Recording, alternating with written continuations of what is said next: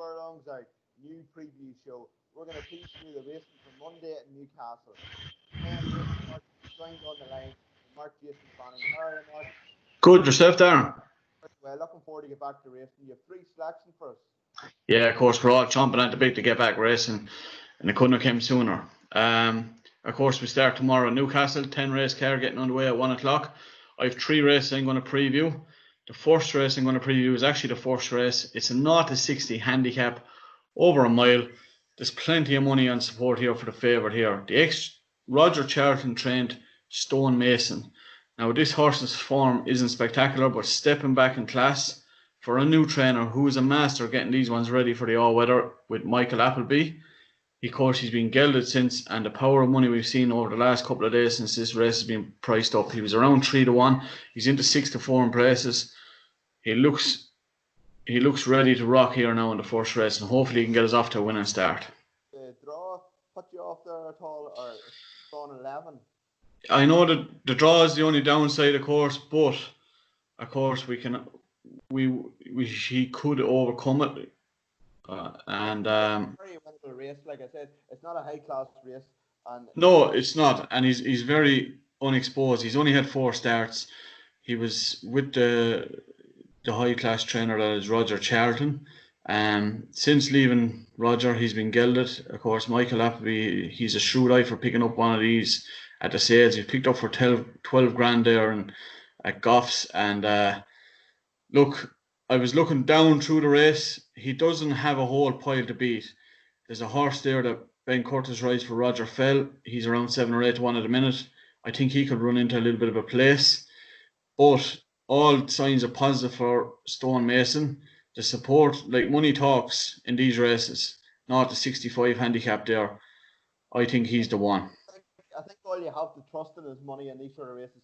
As the guys that actually own that horse, the horse watchers, Chris Dixon, Racing TV, they're very, very shrewd operators. Yeah. If this was at South Wales tomorrow, I would be saying this would be not material for Michael Appleby. But yeah, of course. I think if it was drawn even better, but as you say, it's not much to beat in this race, and it's a lot of. The top 3 in the market, you can near enough wipe the rest out, and that there, so it doesn't look competitive at all. I think going through the horse's form, he's probably going to hold him up come with a run.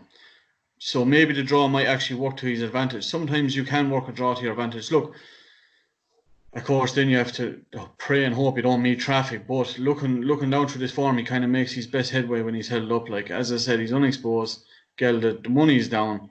I think he's the one. You're right, yeah. And what's your next selection? So the second race I'm going to preview is actually the 3rd race on the card.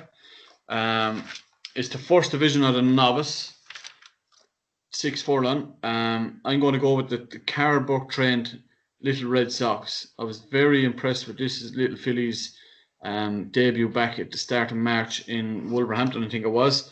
She bet a couple of experienced runners, of course. The horse in 3rd, who was favoured on the day, had won first time out and then had ran in a Group 3.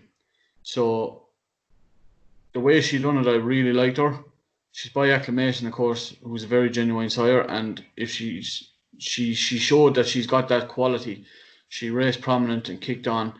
I think she's a winner in waiting. And I think she can go 2 from 2. She's around 5-1 at the minute, so she's a little bit of an each way bet to nothing if you wanted to play it safe. But I was really taken by this horse's performance now, albeit she was getting weight from the field. No. She'd have won the 2 favourite that day from Roger Brewer's deal. And I actually thought coming home, she was being ridden pretty. Ben was going at her, but she responded for pressure. She responded well, yeah. On a first time out, you would have forgiven her for curling up, but she seemed to stick on, and she wasn't that well fancied in the market that day. And I think you're probably right there. If she improves from that there, which you would be expecting her to improve, because as I say, a debut run, it's sort of take what you're given out of it. Like, it's not. Yeah. But you have a good 13-2. She won it last time. That was yeah. You're probably bang on the money there. Yeah, she looked real genuine that day, and I like a gutsy little filly like that grinds it out like, and I think this is a perfect opportunity to go from two hopefully. Very open race. Like the favourite at the minute of that is Freedom Flyer, 11-4. Second Yeah, is for that's first time out, isn't it? time out. Obviously, Yeah, powerful connections in the Sousa with powerful. Yeah. massive influence in the market. But Uh, again, any of those, as you touched on it there, any of those horses from them stables, they're never going to just do what they can. Like, they're never going to murder them first time out. Like, if they can get a nice race, finish second or third, it's a great day for them. There's always the next day. So one thing with bigger trainers, they have the privilege of it, may say, they can. There's time on their side. Like a smaller trainer has obviously smaller owners and they want more bigger results. The bigger yards have more time on their side with of course, less yeah. progress. And what's your last selection? My last selection then is is the fourth race. It's the second division of the novice, and this looks to me the race of the day on paper. It looks a two-horse race, but there is some interesting newcomers, and there's plenty of money around for the Jed O'Keefe trained Continental. He's around 7-2 from 5-1. And of course, we see Megan Nichols teaming up with some of the John Dance runners. Maybe that's a team going forward for the year. Maybe she's going to be riding all the John. I see she's two rides in the car for that the colourful owner that is John Dance, the powerful, the last with Lawrence, remember last season. But look, it looks a two-horse race on paper. I'm going to go with the James Tate Magical Journey.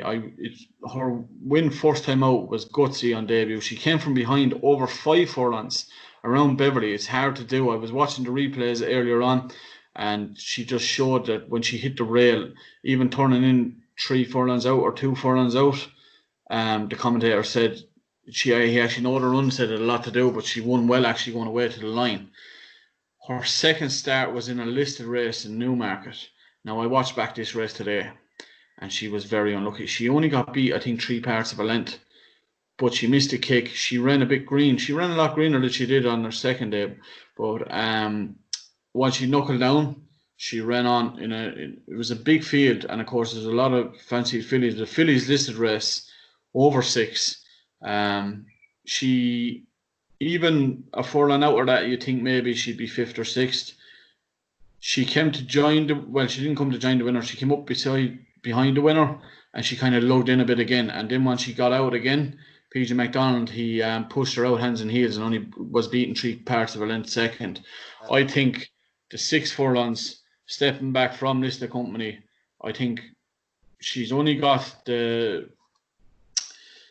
who has the second favourite. Jack's favourite in that race. It's Jack's joint favourite. Art Power, time Yeah, out. He's the best of the Sousa. Another yeah, powerful King Power Racing. I think that the connections are more speaking in the market there than anything. yeah, of course. I think you're spot on what you're saying about Magical Journey there. She's my Last, nap of the day, any there. I think you're spot on because last time out it was coming to the last. I think the last couple of strides she was carried right and Yeah, she lost a bit of momentum. And for a yeah. young person, second start, it obviously, as we say, the debut run, as we're poking in this again, you sort of expect what you're given, but at the same time, second time out, it can all come a bit too quick. And the runs were in, there was September the 18th and the 1st of November. There's a right bit of gap between that, so she obviously, it all just was a bit much for her, but I think she was the one to take her out of that race. She was an unlucky loser, and James Tate, of course, he's improving every year, and I think he could have a fantastic year this year, as you said. But that, if you look back on that Newmarket race, everything that could go wrong did go wrong. She finished second in a big field and listed in Newmarket. So stepping back here in a novice company around Newcastle, if she's going to be anything for the season, she's going to have to win here tomorrow, I think. 100% there. Right, now I'm going to give you my three. Uh, Lovely. I probably went a bit overboard here, but on the 4:30 race, it's over 5 furlongs, class 5 handicap. I really like the look of Gorgeous General. Corson Dillon winner in 2019, far better Southwell, um, but I really think this horse has a fantastic chance here. Last time out, he was fifth at Southwell, and the race that wasn't run to suit him. There was notable money in the market before the off. Finished fifth. It was just he led over 3 furlong out. He gradually weakened. I think 12 to 1's too big about this horse, and I've been all over it each way. Paul Mulroney's booked for it. I think it's handicapped to win it, and it looks another race where I don't think anything, you'll be surprised if anything when it. The outside of the field's 14 to 1, so it shows you. It's a very competitive handicap, yeah. But I think one thing to note tomorrow for punters is there'll be an awful lot of favourites being backed and I think the market's going to be very false tomorrow, and I think there'll be big price winners. A lot of horses are ring rusty. Like the amount of time they're off now, you would near be put off backing a horse after this break, even if yeah. And everyone's in a level playing field tomorrow, I think. So there could be a lot of big price winners. But that's my first selection. Lawrence Milani, of course, he's a good all-weather trainer. He's been making a name over the last couple of years, and of course, as you said, course and distance winner. You gotta love a bit of C&D over distance. Definitely. Well, I'm going for in the 540 race. I actually like Mark Johnson, newcomer, at 7 to 1. Dream with me. It was £700,000 yearling. It's well connected. It's a Derby entry.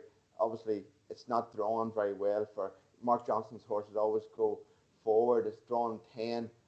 Joe Fanning's on it. I really think this horse, if it can get a good break, obviously I've read a couple of stable tours the last couple of weeks, and this horse has come up a few times. You're obviously going a lot more on. You're gambling further because you're gambling on trust. Nobody knows how good it is or how bad it is. But at 7 to 1, I'm going to chance a few quid. Yeah. These two maidens, the 3-year-old maidens, they look cracking races. I was looking at that horse you were saying earlier on. He looks impeccably bred, of course, by a very high-profile owner, and Mark Johnson's well able to get one ready first time out. I suppose he is the Johnson or the Gosling horse to beat, really, doesn't he? As such. Yeah, well, it seems to be the one to beat, but 4 to 6, it wouldn't be for me. No, definitely not. No. Possibly, I wouldn't put anyone off backing if they wanted it. I think it's. Yeah. It could bolt up or could end up being stone last. It wouldn't be for me, but it's everyone to their own, these sort of things. At the end of the day, you have to remember, a lot of these races tomorrow, you could run them 3 times over and you have 3 different winners. Yeah, of course, yeah. The form's not rock solid, and especially get into this, you're betting totally blind tomorrow, and I think the market will be a fantastic clue. I wouldn't put people backing off big price ones tomorrow because they're going to pop up. And my last selection on the card, that it's 66 to 1, is Kangaroo Point. It was on race for Aidan O'Brien. I actually followed this horse in its early days for Aidan O'Brien's stable. It never ran for whatever reason. I've got very good vibes about it. It was sold for 18,000 guineas. Ian Williams has it now. PJ McDonald on board. There was on places it was 100 to 1. It's down to 66 now. I don't think there's any money for it. I think the market's shortened and everything. Yeah, there's a lot of fancy newcomers for good stables, so it's probably gone under the radar. So the price is probably not reflecting of the horse's ability, as you said. It's by Australia, this horse, 66 to 1. I think it'll be, if it could be in the frame. As I said before, there's obviously some reason why Aidan O'Brien sold it, but sometimes I wouldn't be off putting by Aidan O'Brien's standards. Same as Godolphin, their standards are very, very high.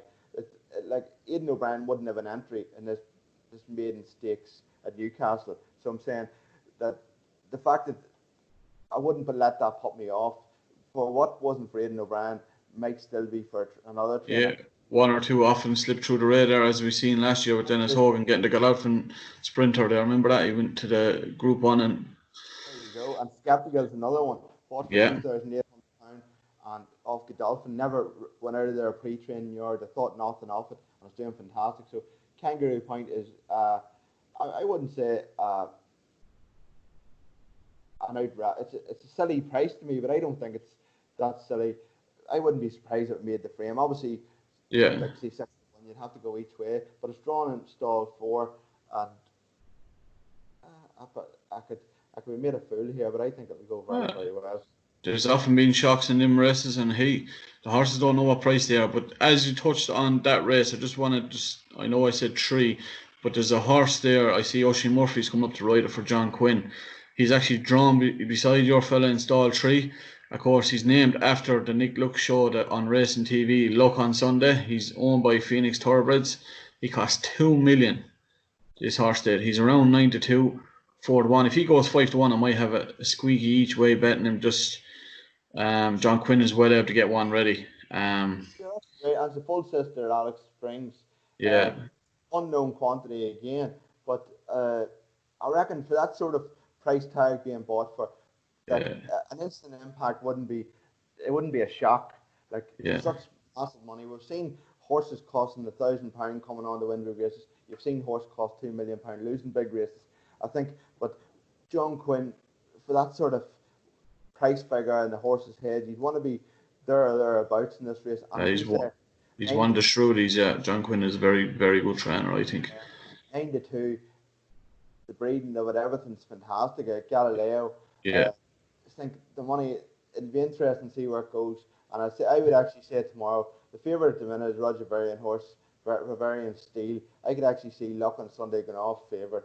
If yeah. say that the market, when it settles down, they'll jump on that there, because that's the one that It looks to breeds. be. It has a lot of positives going for it. As you said, it's red and the purple.